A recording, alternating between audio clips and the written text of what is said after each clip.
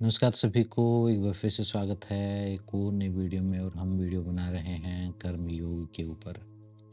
हम समझ रहे हैं कर्मयोग की गहराइयों को। और अभी फ़िलहाल जिस टॉपिक पर हम बात कर रहे हैं वो कुछ वीडियो हैं रोकथाम से रिलेटेड। मतलब ऐसे अभ्यास हम जान रहे हैं कि जिनके करने से आप कार्मिक साइकिल में दोबारा से ना पड़ो।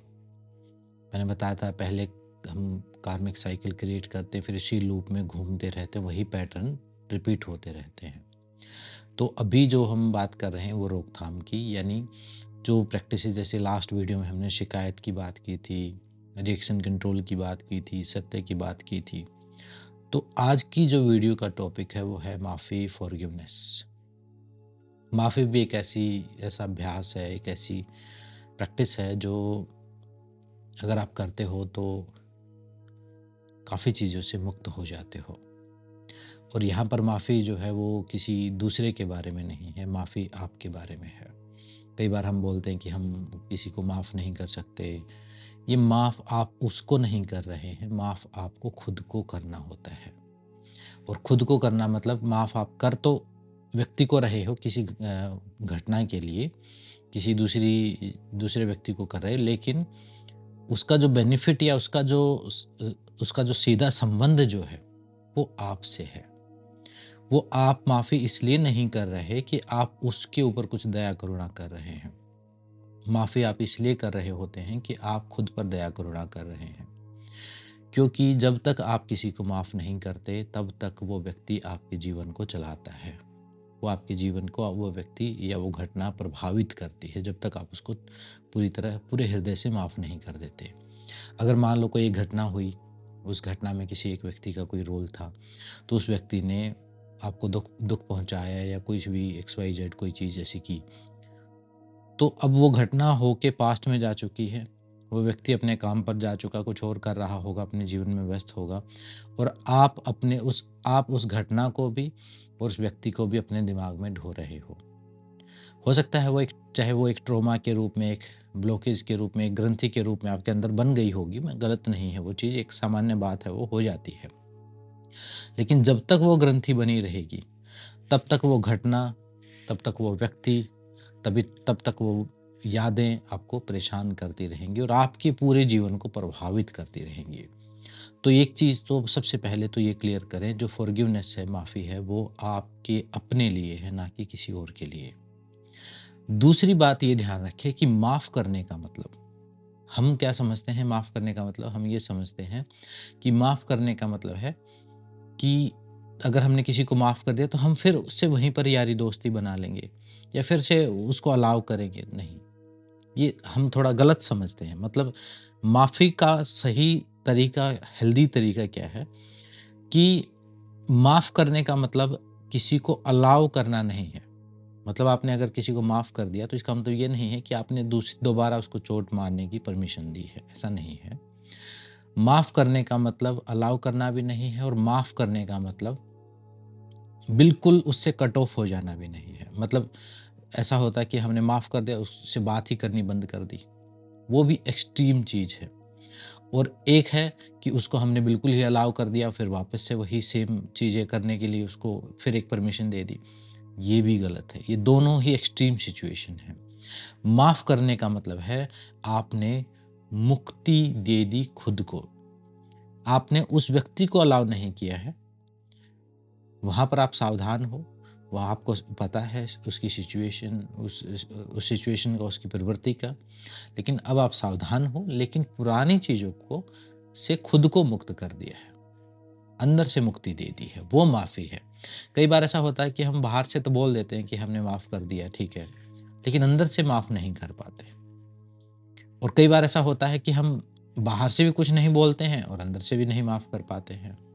कई बार ऐसा होता है कि हम बाहर से कुछ नहीं बोलते लेकिन समय के साथ अंदर से हम छोड़ देते हैं। तो मुक्ति जो है वो आंतरिक बात है, जो फॉरगिवनेस जो है वो आंतरिक बात है, एक आंतरिक मुक्ति है। मतलब आप खुद को भी मुक्त कर रहे हो, सामने वाले को भी मुक्त कर रहे हो। इससे क्या बेनिफिट होगा? इससे ये बेनिफिट होगा कि एक हेवी कर्म, एक बड़ा कर्म का एक बैगेज, एक ग्रंथि डिज़ोल्व हो जाएगी। उसमें आपका भी भला है, दूसरे का भी भला है और ये एक पुण्य कर्म भी है। मतलब अगर कोई ऐसी चीज़ है मतलब ये एक्सट्रीम सिचुएशन की बात नहीं है, कोई ऐसी चीज़ की बहुत बड़ी कोई घटना ऐसी हो गई है और आप तो माफ़ कर दे रहे हो, अब वो व्यक्ति किसी और को जाके सेम वही घटना कर रहा है, तो वहाँ पर आपकी थोड़ी रिस्पॉन्सिबिलिटी भी बनती है कि उस चीज़ को उसको फिक्स किया जाए। अगर कोई क्रिमिनल टाइप की कोई चीज़ है, तो फिर उसको प्रॉपर वहाँ पर जो एक्शन लिया जा सकता है, वो एक्शन लिया जाए। लेकिन सामान्य घटनाओं में, सामान्य जीवन में इतनी सब चीज़ें नहीं होती हैं, तो वहाँ पर उसको जाने दिया जाए, मुक्त किया जाए और उसको अपने कार्मिक बंधन से भी उसको मुक्त करो, क्योंकि वो उसने अगर किसी के साथ गलत किया है तो वो आगे भुगतेगा उस चीज़ को और वो उसके सामने आएगी ही आएगी। यहाँ पर ऐसा नहीं कि आपने मुक्त कर दिया तो उसको फल नहीं प्राप्त होगा। लेकिन उसकी वजह से जो आपके ऊपर जो बैड इफ़ेक्ट आ रहा था वो आना बंद हो जाएगा। तो माफ़ी भी एक प्रकार का कार्मिक जो साइकिल है उसको तोड़ने का एक व्यापार समझो। एक व्यापार चलता है जब हम किसी के साथ कोई डील कर रहे हैं, कोई कर्मों का कोई आदान-प्रदान कर रहे हैं, तो एक व्यापार शुरू हो जाता है, एक बिज़नेस शुरू हो जाता है, लेन-देन शुरू हो जाता है। और जब हम मान लो कोई ऐसी घटना हुई, अब मतलब व्यापार तो बंद हो गया, डील तो वो साइकिल तो बंद हो गया, लेकिन कुछ लोन अभी बाकी है और वो लोन आप उसको देने की बजाय अपने ऊपर ही रख लेते हो। तो वो प्रभावित करती रहेगी। तो उस एनर्जी को रिज़ॉल्व कर दो, उसको डिज़ॉल्व कर दो, उसको पूरे हृदय से माफ़ कर दो। और माफ़ करने के लिए क्या प्रैक्टिसेज़ आप कर सकते हो? माफ़ करने के लिए 2-4 सिंपल प्रैक्टिस हैं।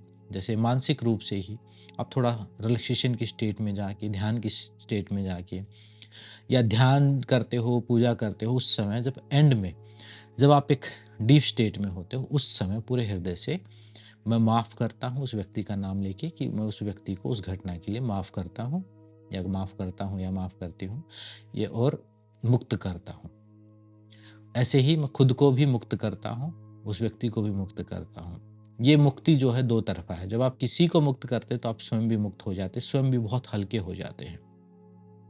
तो एक तो डीप स्टेट में मेडिटेशन में जाके ये अफ़र्मेशन ये मेंटल सजेशन खुद को दें कि मैं माफ़ करता हूँ उस व्यक्ति को इस घटना के लिए मुक्त मुक्त करता हूँ, माफ़ करता हूँ, स्वयं को भी माफ़ करता हूँ, मुक्त करता हूँ, ऐसे। दूसरा अभ्यास आप कर सकते हो कि जो भी आपके अंदर जो भी भरा हुआ है, एक कचरा भरा हुआ है कि बहुत सारी बातें भरी हुई हैं, आप कुछ बोलना चाहते हो, कुछ कहना चाहते हो, तो उनको फिर एक पेज पर लिख दो। एक डायरी या एक नोटबुक लेके उसमें लिख दो जितना आप लिख सकते हो। और पूरी एनर्जी को रिलीज़ करने के बाद वो जो पेज लिखा है उस पर को आप जला सकते हो। जलाना एक रिप्रेज़ेंट करता है, मतलब ये कोई तंत्र टोटका नहीं है। जलाना रिप्रेज़ेंट करता है कि अब इसको बर्न आउट कर दिया, अब ये फिनिश हो गया ये चैप्टर अब यहाँ पर। तो ऐसे कर सकते हो। अगर ऐसी सिचुएशन है उस व्यक्ति से मिलके ही आप बोल सकते हो और इतना कम्फ़र्ट लेवल और इतना ऐसी सिचुएशन बनती है तो आप सामने वाले को बोल के भी माफ़ कर सकते हो और उसको पूरा हृदय से माफ़ कर सकते हो और कोई अपना ही है तो उसको बिल्कुल गले लगा के माफ़ कर सकते हो, कोई प्रॉब्लम नहीं है। वहाँ पर उसके लिए भी भला है और आपके लिए भी भला है, दोनों का कल्याण हो रहा है यहाँ पर। वो नहीं तो उसको गिल्ट फ़ील रहेगा। कोई छोटी-मोटी नॉर्मल जो सामान्य जीवन में छोटी-मोटी घटनाएँ होती हैं, छोटी-मोटी घटनाओं के लिए भी हम माफ़ नहीं करते। उनको भी अपने अंदर ग्रंथियाँ बना के रखते हैं और वही ग्रंथियाँ बहुत सारी इकट्ठी होके साइकोसोमेटिक डिजीज़ बनती हैं, वही कुंठा बनती हैं, वही गिल्ट बनती हैं या वही अग्रेशन के रूप में, क्रोध के रूप में आपके व्यवहार में प्रकट होती हैं फिर। तो उस तरीके से आप कर सकते हो, मतलब डायरी का या कोई नोटबुक पेज का उपयोग कर सकते हो या फिर मेंटल सजेशंस के थ्रू कर सकते हो या फिर बोल के कर सकते हो। इस प्रकार से आप कर सकते हो। इसके अलावा आप ध्यान अगर करना चाहो तो ध्यान के रूप में ऐसे कर सकते हो कि जब थोड़ा रिलैक्सेशन की स्टेट में जाके वो जो घाव है या वो जो बात है उसको अपने पूरे शरीर में एक बार चेक करो कहाँ पर वो आपको फील होती है। जैसे कई बार कोई चीज़ चेस्ट में हैवीनेस के रूप में फील होगी, कोई गले में कुछ अटकाव की तरह फील होगी, कोई सिर में कहीं दर्द की तरह महसूस होगी। वो बॉडी की में वो अगर एक ग्रंथि है तो उस ग्रंथि की कोई सेंसेशन होगी बॉडी में। तो उस सेंसेशन पर, उस एरिया पर ध्यान केंद्रित करो जहाँ आपको लगता है कि ये उस बात का प्रभाव है। ये थोड़ी डीप चीज़ है, अगर आप इसको थोड़ा ध्यान से देखेंगे, सेल्फ ऑब्जर्वेशन करेंगे तो आपको समझ में आएगा कि उस चीज़ का प्रभाव यहाँ पर है। अब शरीर के उस हिस्से पर ध्यान करके श्वास के द्वारा उस चीज़ को थोड़ा रिलीज़ करो। मतलब उस को ध्यान करो, उसको एक बादल के रूप में आप देख सकते हो। और साँस के साथ उस बादल को धीरे-धीरे उस ब्लॉक या डार्कनेस को धीरे-धीरे रिलीज़ करो कि एक्सहेल के साथ वो अंदर से बाहर जा रही है या डिज़ोल्व हो रही है। वो विजुअलाइज़ेशन का कोई भी उपयोग आप कर सकते हो, जैसा मेथड आपको सही लगे। या अपने हाथ से पकड़ के आप रिलीज़ कर सकते हो कि वो चीज़ जो है वो यूनिवर्स में जा रही है।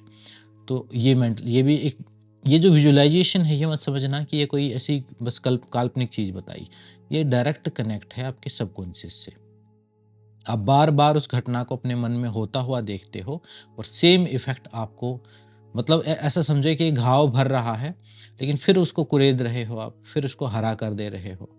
जब आप उसके बारे में सोचते हो बार-बार, तो उसको अपने मेंटल इमेजिनेशन से या अपने शरीर या फिजियोलॉजिकल सिस्टम में जहाँ भी आपको लग रहा है, उसको वहाँ से ऑरा लेवल पर क्लीन कर दो या विजुअलाइज़ेशन में क्लीन कर दो या कोई कार्मिक उसमें कर दो या किसी चीज़ में आप जैसे जो रीति-रिवाज हम करते हैं कुछ प्रवाहित करते हैं जैसे कोई चीज़। तो मान लो थोड़े फूल आपने ले लिए, तो उनमें आप पूरी शक्ति उस पूरी घटना को उसके अंदर डिज़ोल्व कर दो और जो भी प्रवाहित करते हैं किसी नदी में, गंगा में, ऐसे उसको प्रवाहित कर दो। ये सारी साइकोलॉजिकल एक छोटी-छोटी ट्रिक्स हैं। ये कुछ ट्रीटमेंट करने के तरीके जो हम बताते हैं, दान कर दो, कोई चीज़ बहा दो, कोई चीज़ ऊपर से वार दो, इनके पीछे लॉजिक है। ये ऐसे नहीं कि सारे अंधविश्वास हैं। अंधविश्वास वो हैं जो शॉर्टकट बताते हैं। अंधविश्वास वो हैं जो कुछ ऐसा आश्वासन देते हैं आपको, जो आपको आपके लोभ को कम करने की बजाय, आपके अटैचमेंट को, लगाव को कम करने की बजाय या फिर आपकी माया से मुक्त करने की बजाय उस माया में और ज़्यादा खींचते हैं। क्योंकि उससे फिर और ज़्यादा दुःख पैदा होगा और कष्ट पैदा होंगे, फिर दोबारा फिर उन्हीं के पास जाओगे, फिर वो और आपको, तो अगर कोई चीज़ आपको अपनी तरफ लेके जा रही है तो वो ठीक है। और इन सारी चीज़ों की शुरुआत हुई होगी तो वहीं से हुई होगी। जितने भी हम रिचुअल्स करते हैं, रिचुअल्स के पीछे कोई तो मकसद रहा होगा पहले, और ये मकसद ज़्यादातर जो है एनर्जी बॉडी के ऊपर, प्राण शरीर से संबंधित होते थे। वो ख़ैर अलग टॉपिक है, लेकिन इस प्रकार से आप किसी को माफ़ कर सकते हो, उस ऊर्जा को डिज़ोल्व कर सकते हो।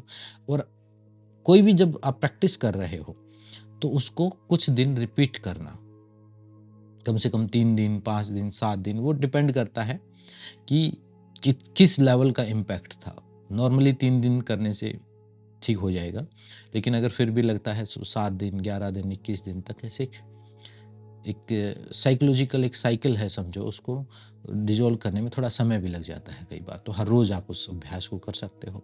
कोई भी एक अभ्यास आप कर दो और माफ़ करो। और अब कई बार हमें पता ही नहीं होता।